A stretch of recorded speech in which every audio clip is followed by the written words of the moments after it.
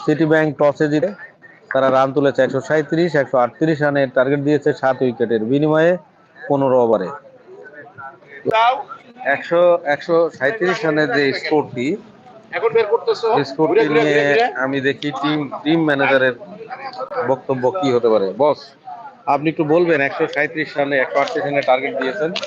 Thank you Reza. Actually ফিল্ডের condition যা যে অবস্থা, তাতে 137 রান আমরা মনে করছি সেটা সাফিসিয়েন্ট, এবং ইসলামী ব্যাংক ইনশাল্লাহ 100 রানের ভিতর বুক হয়ে যাবে, সিটি ব্যাংকের জয় হবে। Thank you.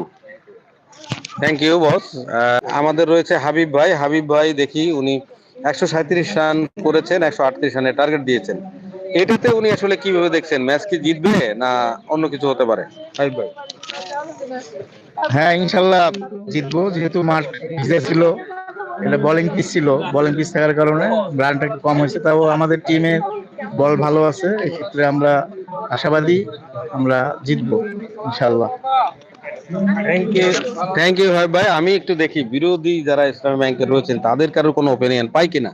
আমি রিয়াদ ভাইকে জিজ্ঞাসা করতে চাই, খুব ইসলামী ব্যাংকের বেশ স্ট্রং একটা প্লেয়ার এবং খুব চমৎকার, মানে গতবার তার ব্যাটিং নৈপুণ্য ছিল অসাধারণ, এবারও অনেক দেখিয়েছেন। জানতে চাই এই 138 রানের টার্গেটে তারা কিভাবে ওভারকাম করতে চায়।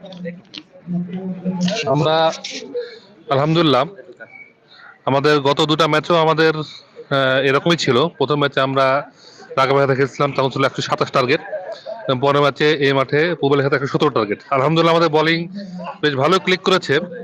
আমরা গত দুটা ক্লোজ ম্যাচে আমরা এত কম রানও হেরে গেছি, তবে আজকে আমরা চেষ্টা করব যে সিটির মতো একটা চ্যাম্পিয়ন টিমকে হারিয়ে আমরা আমাদের সকল গ্লানি মুছিয়ে ফেলার জন্য।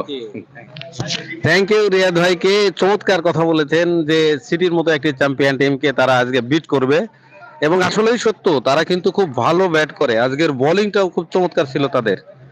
তো চমৎকার বোলিং করেছে ইসলামী ব্যাংক, এবং সেই কারণেই ইসলামী ব্যাংক একটা লো স্কোর দিতে পেরেছে। এখন তারা ব্যাটিং নৈপুণ্য যদি ঠিকঠাক দেখাতে পারে, তাহলে আশা করব যে সেই ব্যাটিং নৈপুণ্যর কারণে তারা অনেক, হয়তো অ্যাটলিস্ট একটা ম্যাচ, তারা দুটো ম্যাচে হেরেছে কিন্তু অ্যাটলিস্ট একটা ম্যাচ তারা জিতে যাবে। তো